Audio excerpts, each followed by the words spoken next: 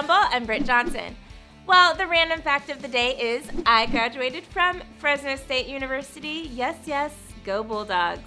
You know who also attended Fresno State? Oakland Raiders starting quarterback Derek Carr. Carr is in his third season with the Raiders after being drafted in the second round by the team. And although his stats have remained pretty consistent over the past 3 years, the difference this year is his heart. Don't believe me? Well, let's take a look. Separated from the center, so Derek suffered an apparent dislocated pinky finger during a snap at Sunday's game against the Carolina Panthers.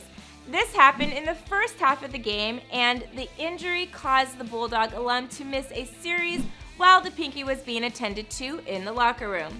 After the game, Carr told ESPN that it was probably some of the most pain I've felt in my life.